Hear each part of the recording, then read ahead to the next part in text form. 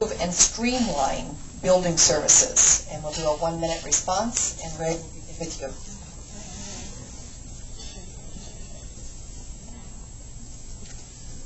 First of all, you got to take a look at the big picture. The big picture is the El Dorado County General Plan, and with the adoption of the 2004 plan comes a whole variety of policy, and they're awkward and cumbersome. I want to applaud the Board of Supervisors for getting some of the brightest minds in place to deal with those issues, and I believe they're going to tackle those issues and look at building services to try to streamline the operations there. I think that is a great first step. You need to really take a look at the users out there and see the frustration of the users, and get out into the field and discuss how these policies affect the users. I think it'll give you, as a county supervisor, a feel when you're proposing policy and procedure and direction. I have that experience, and I got to tell you, I have a list of horror stories that would curl anybody's hair, and I've got some great ideas with regards to streamlining, and time goes by quick.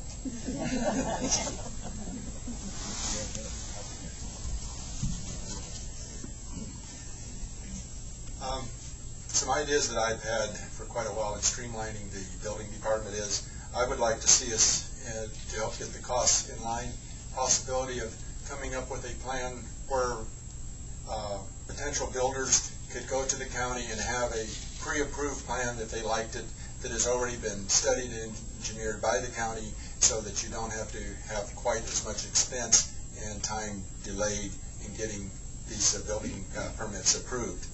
I would also like to see a thing where we could take and, instead of assigning a building permit project to the county, let's take and assign that to an individual, so that you don't have the problems that we have today of one inspector telling you to do something one way and the next inspector comes by and tells you to do something another way.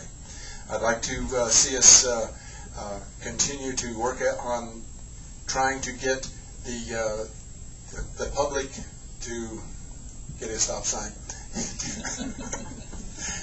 I would like to see the public be more informed as to some of the problems, and hopefully educate the people that are working at the board to help them.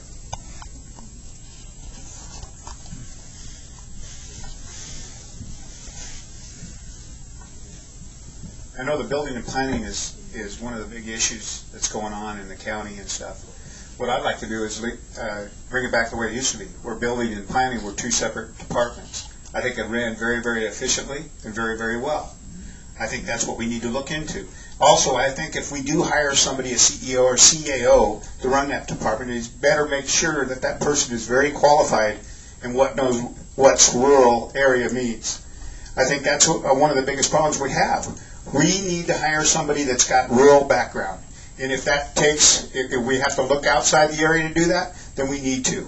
I says, but also we have very highly qualified people in this county that can run that department very, very efficiently. Thank you.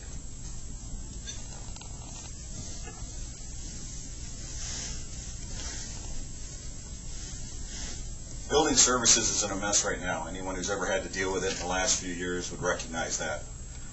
Probably the first thing I'd do is I would bring in a system similar to what EID just recently did. They brought in an outside consultant who came in and looked at their organizational chart and their flow, which I think is an excellent idea. Within 3 months, they were able to take a hard look inside EID and pull out their issues that they have to deal with, identify them for their management and the board of directors. And I think this is an excellent way to do things. You need the people that are inside, and you need people outside of that department, being consultants, to pull it together, get their ideas. They deal with it on a daily basis. We don't have to reinvent the wheel. What we need to do is find out the shortcomings, identify them, address them, and then implement them.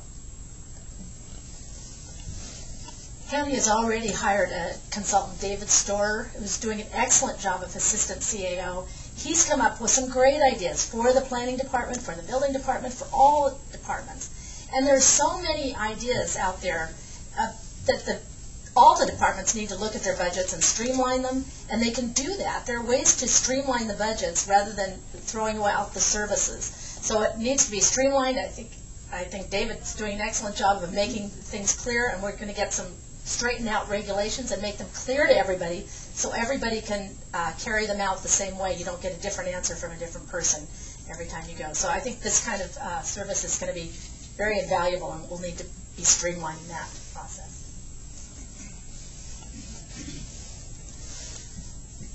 I think ideas are great, but we need someone on the Board of Supervisors who's actually going to move forward and do something.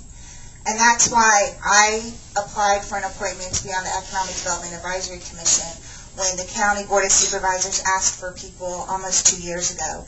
That's why I'm currently the chair of the subcommittee on regulatory reform through the EDAC committee. And I've been working with county staff and working with the Economic Development Coordinator on making solid recommendations on how we can solve this problem.